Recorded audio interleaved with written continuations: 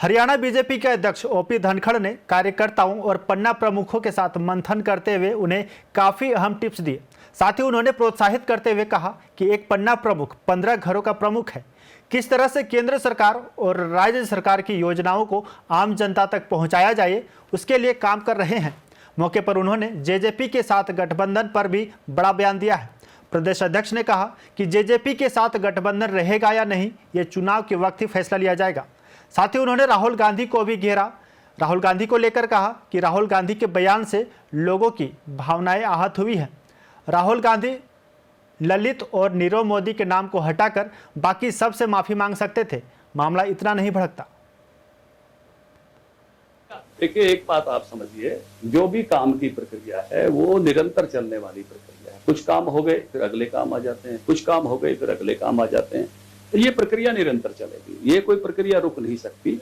और निश्चित रूप से मेरे एमएलए को भी, मेरे नेताओं को भी, कार्यकर्ताओं को भी अपनी बात उठानी ही होगी। आज अगर मैं ओलावृष्टि हुई है और मैं अपने सारे जिला अध्यक्षों की बात नहीं सुनूंगा, मैं अपने मंडल अध्यक्षों की बात नहीं सुनूंगा, 50 मैसेज मेरे फोन में सुबह से हैं कि मेरे यहाँ सर्वे नहीं हुआ है, मेरे यहाँ गिरदावरी नहीं हुई है, तो ये काम है भाई, यही करना है।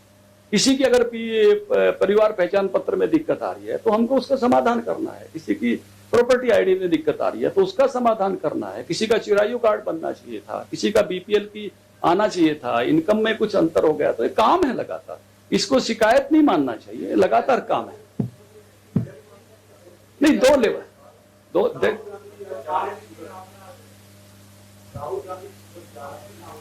नहीं, देखिए, राम राज की तरफ जाने का प्रयास, रामराज एक आइडियल स्थिति है जहां किसी को भौतिक तापा नहीं है, मानस तापा नहीं है, दैहिक तापा नहीं है। यानी कोई मन से भी दुखी नहीं हो, कोई साधनों के अभाव में दुखी नहीं हो, समझे आप? तो मन से दुखी नहीं होना ये एक ऐसी स्थिति है जो बहुत आध्यात्मिक स्थिति है। शरीर से दुखी नहीं हो, किसी प्रकार का रोग नहीं हो और किसी प्रकार के सम्मान का अभाव नहीं हो, ये एक आइडियल सिचुएशन जो है स्थिति वाल्मीकि जी ने और हमारे तुलसीदास जी ने हमारे सामने रखी है। और इसलिए सब कहते हैं कि ऐसा राज्य बनना चाहिए जहां किसी के पास सम्मान का अभाव नहीं हो, किसी साधन की कमी में दुखी नहीं हो, कोई मन से भी दुखी हो। देखिए, इसके घटनाक्रम के दोनों तीनों पहलू वैसे तो जनता के सामने है, लेकिन मुझे आप दोहराने का अवसर दे रहे हैं तो मैं दोहरा रहा हूं।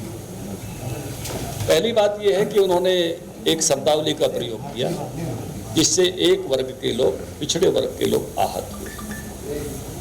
कोलार में 2019 में लोकसभा में भाषण करते हुए, और इसके कारण उन पर मुकदमा हुआ। मुकदमे में काफ़ी बार उनको कहा गया कि आप माफ़ी मांग लीजिए। कुछ लोगों की भावनाएं आहत हुई हैं। उन्होंने बड़े अहंकार से कहा कि मैं माफ़ी नहीं मांगूंगा। अगर उनको ये लग रहा था कि कुछ लोगों से उन्होंने माफ़ी नहीं मांग ली तो वो हरियाणा वालों से टेक्निक ले सकते थे। हरियाणा में हम एक टेक्निक अक्सर देखते हैं, जब जनसभा में कोई नेता संबोधित करता है तो वो कहता है एक को छोड़कर सारी माताएं बैठे हैं। तो वो ये टेक्निक ले सकते थे कि उनको दो नामों से, ललित और नीरव मोदी के नाम से शायद कुछ ऐतराज हो, तो वो कह सकते थे दो को छोड़कर बाकी किसी की भावनाएं आहत हुई हैं तो मैं माफी चाहता हूँ। नेता वो बड़ा होता है जो अपने सही शब्दों को भी अगर लोग गलत समझते हैं तो उस पर झुकता है तो लोग उसको बड़ा मानते हैं। ये फैसला आया, ये फैसला ऐसा ही था जैसे आपने कालका के प्रदीप चौधरी का फैसला, जैसे प्रदीप चौधरी जी की सदस्यता चली गई थी ऐसे ही उनकी भी सदस्यता चली गई। अब यहाँ कोई नौटंकी नहीं हुई, वो सीधे हाई कोर्ट गए, स्टे ले आए, सदस्यता वापस बहाल हो गई।